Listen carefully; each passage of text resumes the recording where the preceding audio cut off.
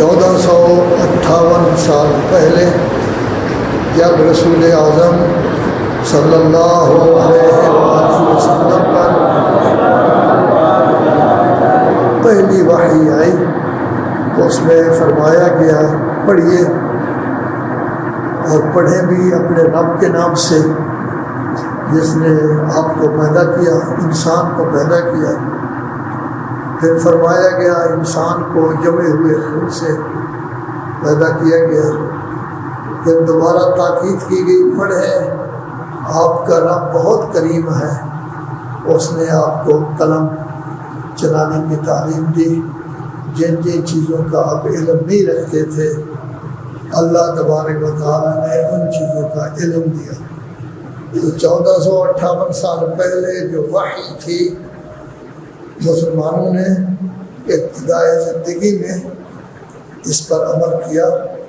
700-800 سال تک مسلمان سپر طاقت رہے اور پوری دنیا پر ان کی حکمرانی رہی، لیکن اس کے بعد مسلمانوں نے علم کو چھوڑ دیا، لڑائی جھگڑے کو اختیار کر لیا، ایک دوسرے کو کاٹنے کو اختیار کر لیا، ایک دوسرے کے نیچے دکھانے کو اختیار کر لیا، بجائے اس کے کہ دشمنوں کے ساتھ لڑتے اپنے لوگوں کے ساتھ لڑنا شروع کر دیا۔ تو نتیجہ کیا نکلا کہ آج علم جو مسلمانوں کے پاس ہونا چاہیے تھا اور پہلے تھا، تیونس میں مسلمانوں کی یونیورسٹی قائم ہوئی، کرتبہ میں مسلمانوں کی یونیورسٹی قائم ہوئی، قاہرہ میں مسلمانوں کی یونیورسٹی، یہ ابتدائی یونیورسٹی ہیں جن سے انگریز پڑھے، وہ ہم سے آگے بڑھ گئے اور ہم ان سے پیچھے رہ گئے کیونکہ اس پر عمل نہیں کیا گیا تھا۔ اس حکم کے بعد کہ پڑھیں، دوسرا حکم جو عملی آیا ہے وہ نماز کا آیا ہے کہ نماز، اور اللہ تبارک و تعالیٰ نے اپنے دربار میں، اپنے گھر میں، مسجد میں حاضری کے لیے معین کیے ہیں 5 وقت کہ آپ نماز ظہر بھی پڑھیں، عصر بھی پڑھیں، مغرب بھی پڑھیں، عشاء بھی پڑھیں، صبح بھی پڑھیں، تاکہ جب صبح انسان نیند سے بیدار ہونے کے بعد دربار خداوندی میں آئے گا تو سارا دن اللہ اس کو یاد رہے گا۔ دنیا پر دنیاوی کاموں میں مشغول رہا، زوال ہوا تو پھر اللہ کو یاد کرنے کے لیے دوبارہ آ جائے گا، جب چھٹی ہونے لگے گی اس وقت اللہ کو یاد کرنے کے لیے آ جائے گا، جب غروب شمس ہوگا پھر اللہ کو یاد کرو، اور جب پھر سونا ہو تو پھر اللہ کو یاد کرو۔ جب 5 وقت انسان اللہ اکبر کرے گا، 5 وقت انسان سبحان ربی العظیم کہے گا، 5 وقت انسان سبحان ربی الاعلیٰ کہے گا، 5 وقت انسان کہے گا اشہد ان لا الہ الا اللہ وحدہ لا شریک لہ، تو اس کی لاج بھی رکھے گا، اس کے مطابق چلے گا، اس کے مطابق زندگی بسر کرے گا۔ ہر روز کورس ہو رہا ہے مسلمانوں کا، ہر روز تمرین ہو رہی ہے، ہر روز مشق ہو رہی ہے، آؤ حی علی الصلاۃ کی آواز پر آؤ، حی علی الفلاح کی آواز پر آؤ، سب سے اچھا عمل یہی ہے، آ جاؤ آ جاؤ اس میں شرکت کرو۔ آپ تو کہتے تھے اللہ بڑا ہے، تو ہر روز جب یہ کرے گا، اور اگر آپ جیسے خوش نصیب ہوں کہ وہ 17 رکعت کے بجائے 51 رکعت پڑھتے ہیں، تو پھر تو ظاہر ہے کہ وہ اللہ تبارک و تعالیٰ کو کم از کم ہر جگہ 51 دفعہ یاد کر رہے ہیں، اور ایک دن میں 4445 سے زیادہ اللہ اللہ رب رب رحمان رحمان کر رہے ہیں۔ تو ایسے لوگوں کے دلوں میں اللہ رچ بس جائے گا اور وہ ہر کام اللہ کی مرضی کے مطابق کریں گے۔ لیکن جب ہم نے غلامی دیکھی، یورپ ہم سے چلا گیا، دوسرے علاقے ہم سے چلے گئے، پھر ہندوستان پر بھی قبضہ ہو گیا انگریزوں کا، پھر ہم مصیبت میں پڑ گئے، ہم تمام چیزیں بھول گئے، ایک طرف رہ گئی ہماری اب نمازیں بھی ہماری ٹکریں ہوتی ہیں، جلدی جلدی بسم اللہ الرحمن الرحیم الحمدللہ جلدی پڑھ لی، تو اس کے بعد ہم فارغ ہو گئے، سوچ نہیں، توجہ نہیں، غور و فکر نہیں، تو میں ان خطبات میں ذکر کر رہا تھا کہ ہم پڑھتے ہیں سورہ الحمد، سب سے پہلی صورت ہے جو ہم نے پڑھی، اور یہ تو بارہا میں نے ذکر کیا ہے کہ سب سے پہلے نمازی تینوں آپ کے تھے۔ رسول اللہ کو حقیقتاً آپ مانتے ہیں کہ وہ اول زندگی سے آخر زندگی تک معصوم ہے۔ رسول اللہ کو آپ مانتے ہیں کہ ان کا کوئی لمحہ بھی بشریت کا علیحدہ نہیں۔ رسول اللہ کو آپ مانتے ہیں کہ اگر وہ قرآنی احکام بیان کر رہے ہوں تب بھی اللہ کی وحی، اور اگر اہل بیت کے بچوں کو اپنے شانے پر سوار کر رہے ہوں تب بھی اللہ کی وحی۔ اس طرح کوئی بھی رسول اللہ کو نہیں مانتا۔ جناب خدیجہ کو بھی آپ مانتے ہیں، وگرنہ وہ تو بہت کم نام لیتے ہیں ان کا۔ اور مولا علی کے تو نعرے لگاتے لگاتے آپ اتنے آگے چلے گئے کہ بس نعرے ہی لگاتے ہیں، لیکن یہ نہیں دیکھتے کہ مولا علی کہتا کیا ہے، مولا علی فرماتا کیا ہے، مولا علی ہم سے چاہتے کیا ہے، مولا علی کیا تقاضا کر رہے ہیں ہم سے۔ تو اس کی طرف ہماری توجہ کم ہے، لیکن ہم نعرے لگاتے ہیں، اور یقیناً اچھی بات ہے، نعرے لگانے چاہیے۔ کسی وقت انسان کے ذہن میں آ جائے گا کہ جس کے نام کا ہم ورد کرتے ہیں اس کے فرمان نازل البلاغہ میں لکھے ہوئے ہیں، وہ تو دیکھیں وہ کیا ہے۔ چلو ہر روز ایک سطر دیکھ لیا کریں، اس سطر پر عمل کریں، دوسرے دن دوسری سطر۔ میں تو کہتا ہوں نازل البلاغہ کی پہلی جلد دوسری جلد بے شک آپ نہ دیکھیں، آخری جلد میں چھوٹے چھوٹے کلمات ہیں 800 سے زیادہ، ہر روز ایک دیکھ لیا کریں۔ کوئی 1 سطر کا ہے، کوئی 1.5 سطر کا ہے، کوئی 3 سطر کا ہے، کوئی آدھی سطر کا ہے، مجموعاً 1 اور 1.5 سطر کے ہیں۔ اگر دیکھیں گے تو دن ہوتے ہیں 365، فرمان 800 سے بھی زیادہ ہے، تو گویا کہ آپ اس کو جو ہے وہ دیکھ لیں گے۔ تو ہر فرمان پر کوشش کریں کہ میں نے عمل کرنا ہے۔ رسول اعظم صلی اللہ علیہ وآلہ وسلم نے بھی کہ صفہ میں جو صحابہ کرام رہتے ہیں ان کو 10 آیتیں پڑھائیں، پڑھانے کے بعد ان کو سمجھائیں، سمجھانے کے بعد عمل کرائیں، پھر آگے پڑھائیں۔ لیکن ہم قرآن مجید سارا پڑھ جاتے ہیں، سمجھتے بھی نہیں اور عمل کی طرف بھی آتے نہیں ہیں۔ تو ہم مسلمان بنیں۔ مسلمان تب بنیں گے، عملی طور پر نماز پڑھیں گے۔ مسلمان تب بنیں گے جب قرآن مجید کو اپنائیں گے اور ہمارے معاشرے میں قرآن مجید کا رواج ہوگا، اہل بیت کے فرامین کا رواج ہوگا، تب ہم پکے مومن اپنی جگہ کہلا سکیں گے۔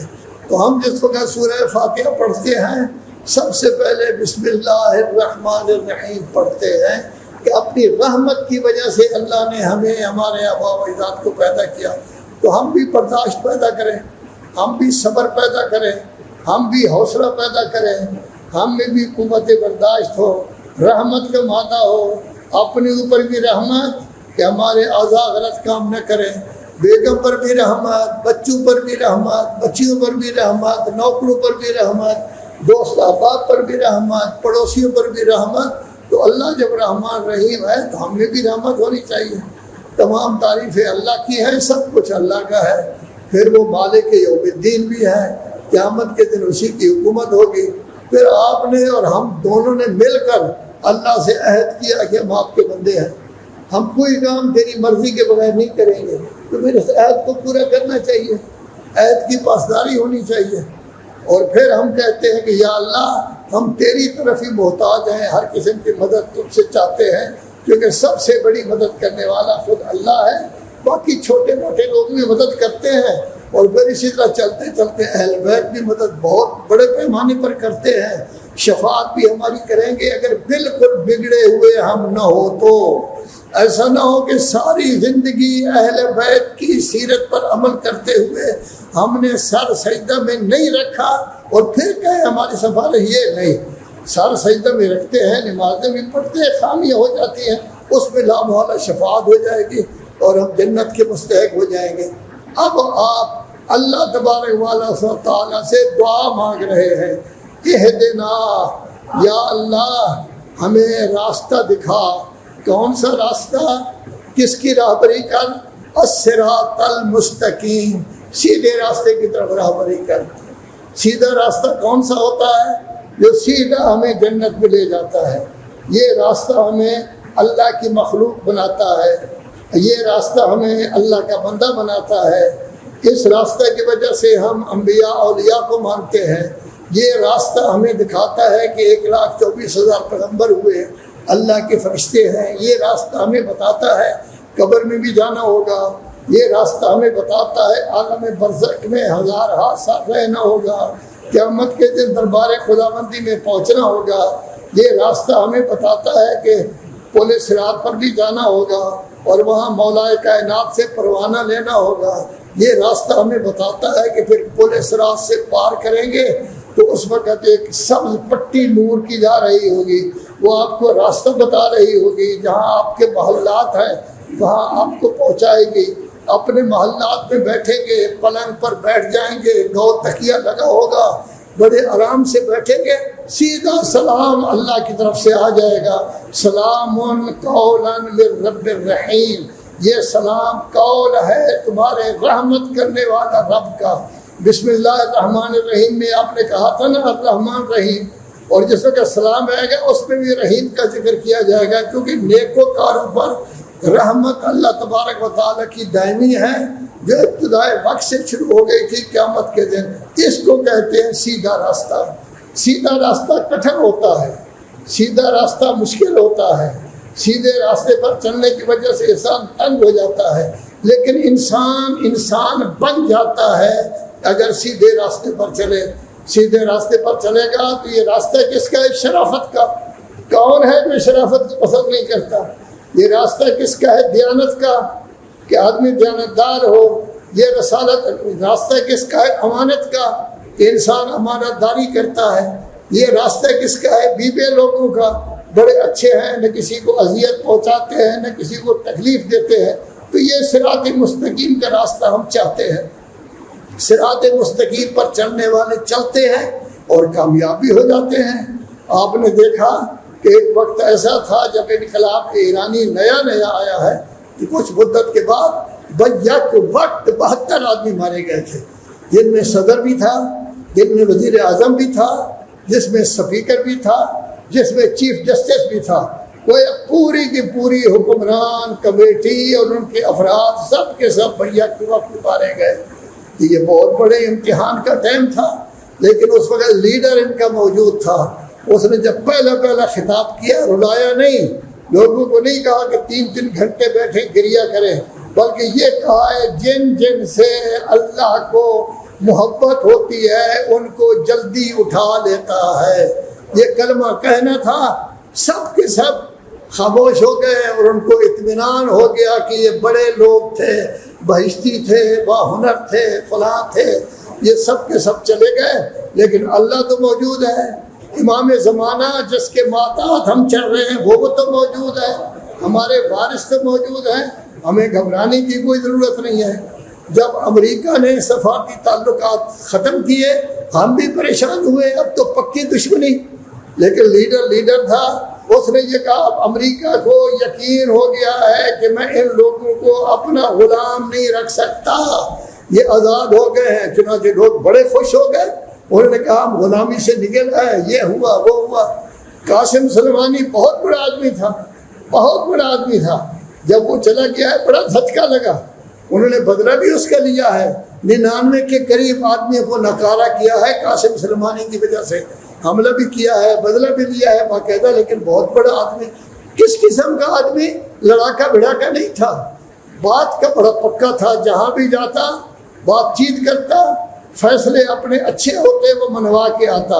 کئی حکومتیں ان کے فیصلوں کو مانتی تھی، ان کے مطابق زندگی بسر کرنے کی کوشش کرتی تھی، لذا ایسی صورت میں یمن کو بھی طاقت مل گئی، حزب اللہ کو بھی طاقت مل گئی، شام کی حکومت جس کو ختم کرنے کے لیے تمام لوگ جمع ہو گئے تھے، مغرب بھی اور حتیٰ کہ عرب بھی جمع ہو گئے تھے، لیکن اس وقت ان کے نائب نے، لیڈر کے نائب نے یہ کہا تھا کچھ بھی ہو جائے ہم اس حکومت کو ختم نہیں ہونے دیں گے۔ کہاں ایک طرف ایک ملک، دوسری طرف دوسرے، وہ ختم نہیں ہوا۔ اب آج کا جو حادثہ ہے جس میں آغا رئیسی چلے گئے ہیں، حسین امیر عبداللہیان چلے گئے ہیں، یہ امیر عبداللہیان بھی چھوٹا آدمی نہیں تھا۔ جب ان کا معاہدہ ہوا ہے امریکہ کے ساتھ اور ان پر پابندی کافی ڈھیلی ہو گئی ہے، اس کا سب سے بڑا یہی تھا معاہدہ کرنے والا یہی تھا. اس وقت یہ وزیر خارجہ نہیں تھا, معاہدہ کی کمپنی میں کام کر رہا تھا, کمیٹی میں کام کر رہا تھا. روحانی صاحب کے زمانے میں یہ بہت بڑا آدمی تھا, اس کو کہا جاتا تھا دوسرا سلیمانی. تو اللہ نے اس کو بھی اٹھا لیا. ابراہیم رئیسی کو بھی اللہ نے اٹھا لیا. مشہد میں پیدا ہوا, زیادہ عمر نہیں تھی, 60 میں پیدا ہوا ہے. مشہد میں پیدا ہوا اور پھر قبر بھی ان کی مشہد میں ہے. ایک دو دن پہلے جب لوگوں نے دیکھا کہ وہ اپنی ماں سے ملاقات کر رہا ہے, یعنی پرانی تصویر دکھائی گئی, تو وہ حیران ہوئے. ہمیں پتہ ہی نہیں تھا کہ اپنی صدارت کے زمانے میں یہ کس وقت اپنی ماں کی زیارت کے لیے آتے تھے. رات کے آخری حصے میں آتے تاکہ لوگ ڈسٹرب نہ ہوں, پریشان نہ ہوں, سڑکیں بند نہ ہوں, راستے بند نہ ہوں. آتے تھے, خاموشی سے آپ کی ماں کی زیارت کرتے تھے اور اس کے بعد چلے تھے. یہ عدالت میں بھی کام کرتے رہے, بڑا کام کیا.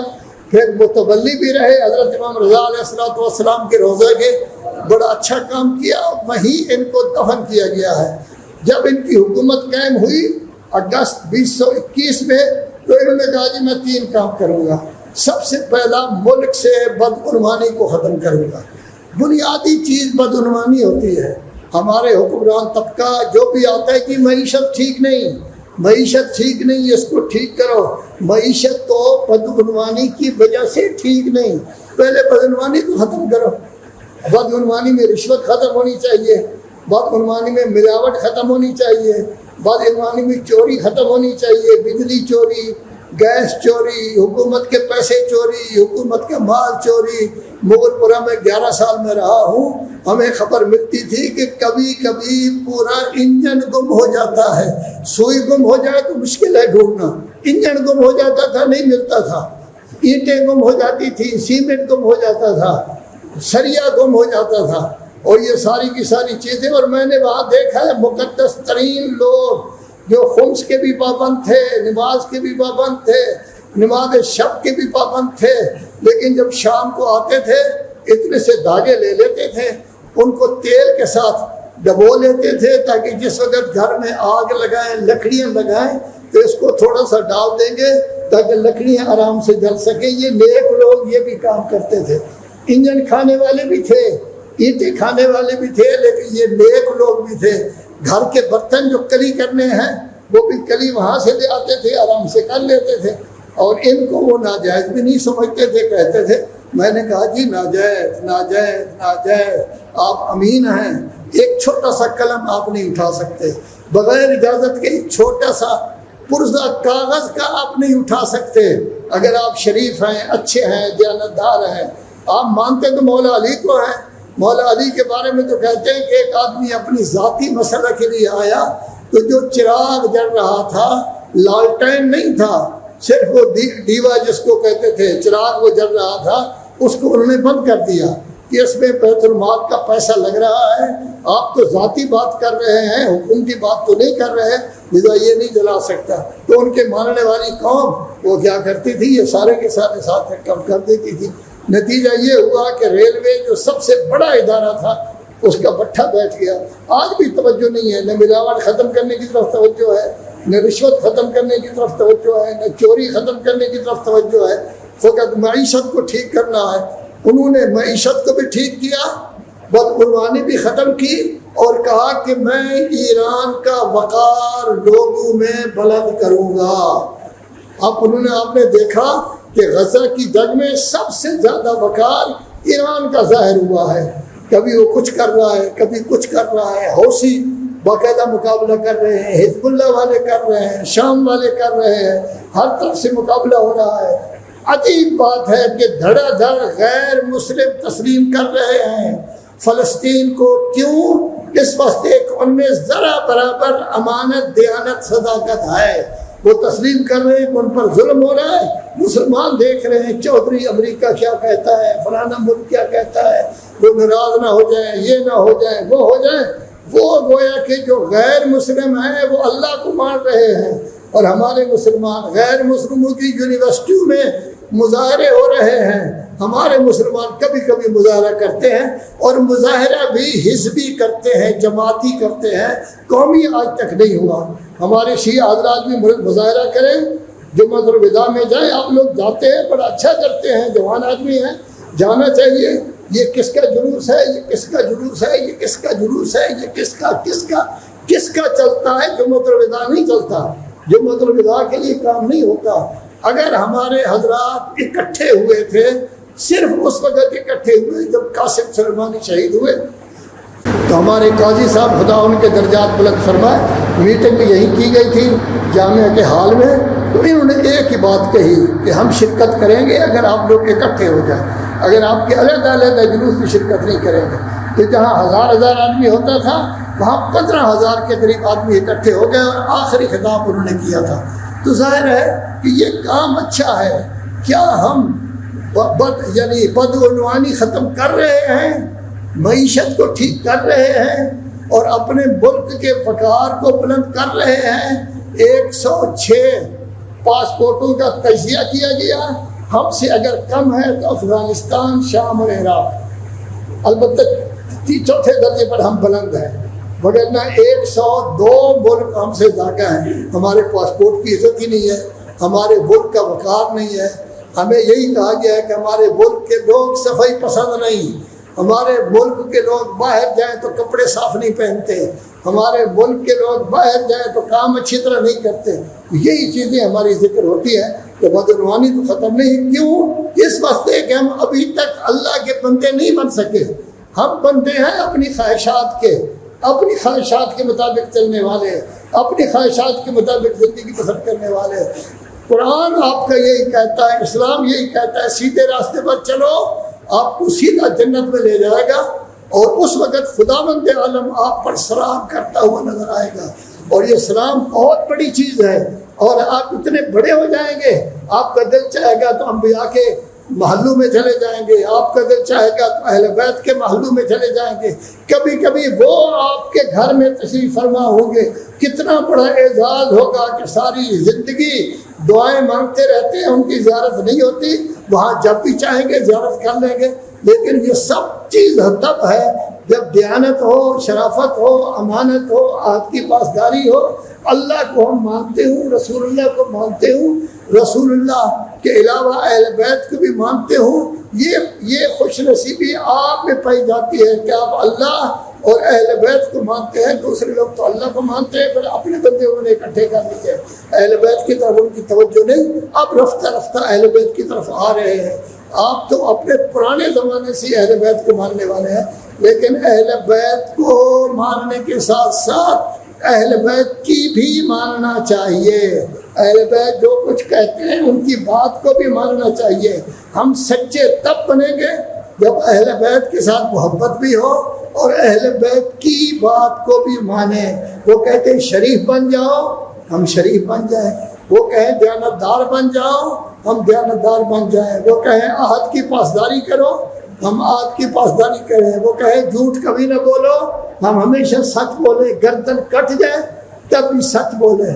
اگر ہمارا عمل ان کی سیرت کے مطابق 5-10% ہوا تو ہم محب اہل بیت ہیں، اور اگر 5-10% بھی نہ ہوا تو پھر یہ دعویٰ ہوگا اور کچھ نہیں ہوگا۔ اہدنا الصراط المستقیم، ہمیں سیدھا راستے کا دکھا، دونوں معنی ہیں، سیدھا راستہ دکھا، اور جب سیدھا راستہ ہمیں مل جائے اس پر ہمیں ثابت قدم رکھ۔ سیدھے راستے کو تو ہم نے مان لیا، لیکن اس پر ثابت قدم رہنا چاہیے، پکا رہنا چاہیے، پختہ رہنا چاہیے۔ کوئی تکلیف ہو اہل بیت کے راستے کو نہ چھوڑیں، کوئی زحمت ہو اہل بیت کے راستے کو نہ چھوڑیں، کوئی مصیبت آئے اہل بیت کے راستے کو نہ چھوڑیں، کسی مصیبت میں پڑ جائیں اہل بیت کے راستے کو نہ چھوڑیں۔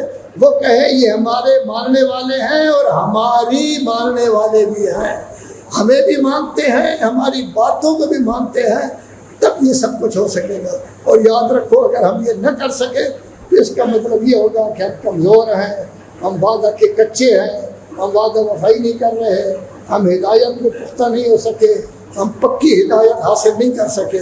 اب ہدایت اگر حاصل کر لے گا آدمی، سیدھے راستے پر چلے گا، تو یہ راستہ ان لوگوں کا ہے انعمت علیہم، جن پر آپ نے انعام کیا ہے۔ اب دیکھنا یہ ہے کن پر انعام ہے۔ آپ ماشاءاللہ سب پڑھے لکھے ہیں، سب قرآن مجید پڑھتے ہیں، بیٹھ جائیں قرآن مجید میں تلاوت آہستہ آہستہ کرنا شروع کر دیں، سورہ الحمد سے شروع کرتے ہیں، دیکھیں کہاں کہاں لفظ نعمت موجود ہے، پتہ چل جائے گا اللہ کی نعمت کس پر ہوتی ہے۔ جس پر اللہ کی نعمت ہوتی ہے اس میں شامل ہونے کی کوشش کریں۔ اللہ تبارک و تعالیٰ کہتا ہے ما بکم من نعمت فمن اللہ، جب نعمت اللہ کی آپ کے پاس آتی ہے تو اللہ کی طرف سے آتی ہے۔ کبھی یہ خیال نہ کرنا میں چودھری ہوں، بڑا سمجھدار ہوں، میں نے محنت کی ہے، اتنی نعمت میرے پاس آ گئی ہے، اتنی دولت آ گئی ہے۔ جاہل لوگ ہیں، ان پڑھ ہیں، یا جاہل نہ کہیں سیدھے سادے لوگ ہیں، وہ کروڑ پتی بن جاتے ہیں، اور بڑا پڑھا لکھا، بڑا سمجھدار، تیز ترار وہ مزدوری کا رہا ہوتا ہے۔ تو یہ سب کچھ دینے والا اللہ ہے۔ ما بکم من نعمت فمن اللہ، جو نعمت بھی آپ کے پاس ہے وہ اللہ کی طرف سے ہے۔ تو دیکھیں کہ کہاں کہاں اللہ کی طرف سے نعمت آتی ہے۔